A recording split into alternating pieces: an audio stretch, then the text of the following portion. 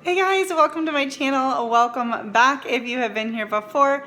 My name is Leanne and I'm sharing with you another What's for Dinner. I believe I've got 3 recipes in today's video, and sorry if you can hear my dishwasher in the background, but I'm editing this video and realized that I never filmed an intro, which often happens for me with my What's for Dinner videos. But anyways, let's get into the first recipe. So for this first dinner, I made a chicken and broccoli Alfredo. And this is a different Alfredo sauce than I've shared before. It's a cream cheese based one. So I will put a link in the description box for you if you want to check it out. But I've got a couple tablespoons of butter melting in a saucepan. And then I added in some minced garlic. I don't really measure that. I just add as much as I want because I like garlic. And you just saute that for a couple of minutes. And then once that is done, we'll add in the cream cheese. And it does help to cut that into small pieces to help it melts better. And I think I didn't quite do the full recipe just because I think I only had like 6 ounces of cream cheese, but and so I just adapted it accordingly. But you know, just do what you want. But I'll have the original recipe with all of the information for you if you want to follow it exactly. And then I'm using almond milk just because that's what we have and use. But then I did add in a little bit of heavy cream here just to help thicken it up a little bit. But about 1.5 cups of milk it gets added in, and then the recipe actually called for like salt, black pepper, and grated nutmeg. I did not do that. I did some oregano, basil, and onion powder, I believe. So you can just do whatever flavors sound good to you. And I'm just whisking that in, incorporating that all together. And then once that is well mixed, we're going to add in about 1.5 cups of grated Parmesan cheese. I really like to use a freshly grated. I just feel like it tastes better, but obviously you can do whatever it is that you enjoy. And then I'm just cooking up some of our brown rice pasta. This is our preferred pasta of choice. We get this from Trader Joe's, and it is a really good gluten-free option. And in case you don't know the little tip of putting the wooden spoon over a pan, or a pot of boiling water rather, it does actually prevent it from boiling over. So I just do that always out of habit. Now I'm just dumping in a bag of frozen broccoli, and this was frozen broccoli. So what I did was, while I was cooking everything else, I just took it out and left it on the counter so that it kind of partially thawed. And I don't even think this was a whole bag, maybe like a half a bag. Just dumped it in and kind of let it cook and thaw there. And then I'm cooking up some chicken. I just took these chicken breasts and put salt, garlic powder, and onion powder and baked them in the oven until they were done. So you can use leftover chicken, you could boil chicken, whatever you want. That's just what I did. And I'm just adding that in with the sauce, mixing that all together. And then we're just gonna let it kind of soak up all the juices, broccoli cook, and then adding in the drained pasta. This dinner was really, really good. I don't do Alfredos a lot. We don't do a lot of heavy stuff, but this was really tasty. We really both enjoyed this, and I just added a little bit more Parmesan cheese on top. And I would definitely do this recipe again.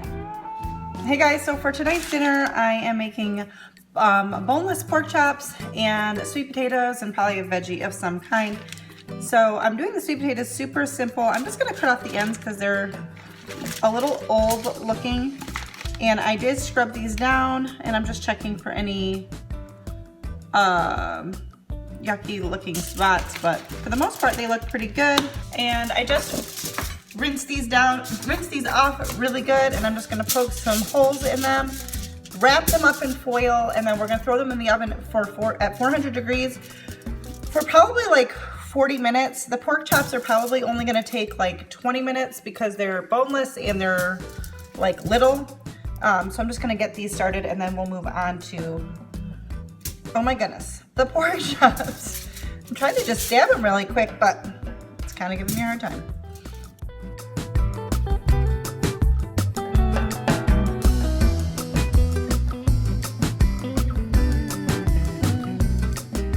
So I'm gonna make a rub for pork chops. I don't know where we got this from. I've just been making it for a long time.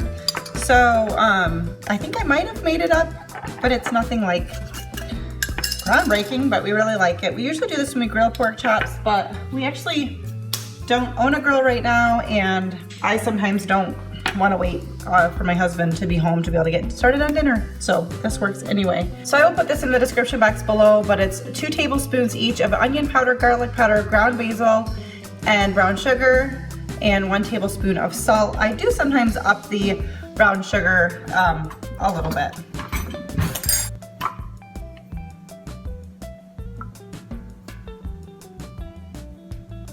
Actually, I'm gonna start by cutting that in half because I feel like I might not need a full one for the size pork chops I've got.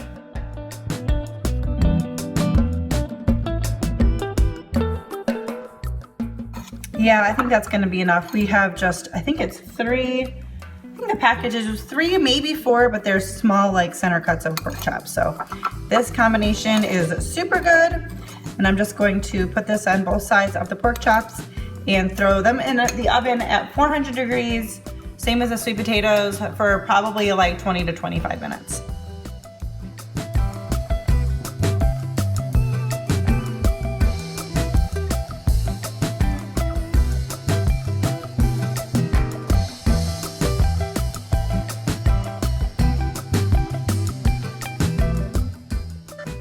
Also guys, if you haven't yet already, I would love it if you would consider hitting that subscribe button and hitting the notification bell next to it so that you can be around for all of my future videos. I'm on my way to 1,000 subscribers, which is pretty exciting, so I would love to have you join my YouTube family.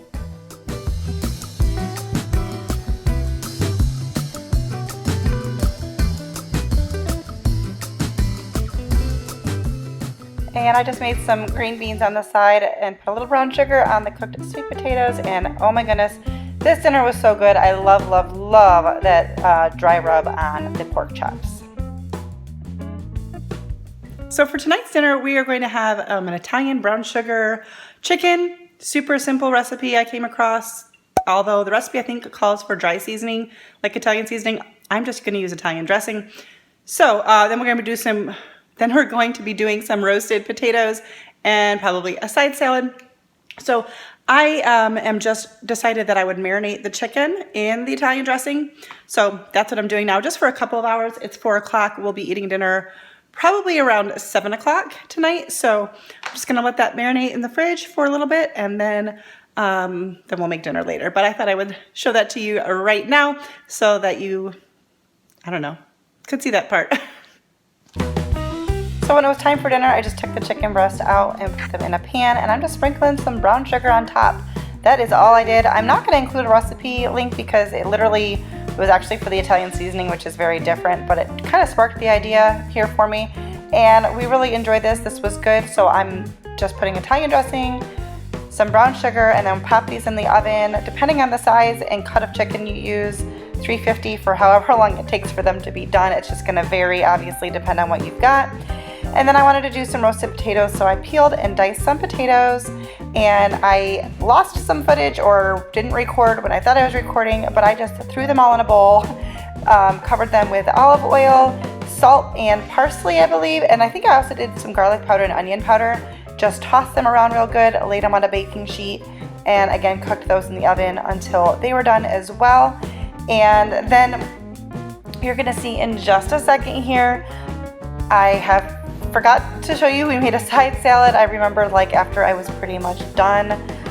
So my presentation on all of this at the end isn't super good. I was a little distracted this night while cooking, but we had a side salad and then the chicken and the roasted potatoes, and it came out really good. So that's it for this week's What's for Dinner. If you liked it, please give it a thumbs up. Don't forget to hit the red subscribe button and hit the notification bell next to it so you don't miss out on my future videos, and we'll see you next time. Thanks guys.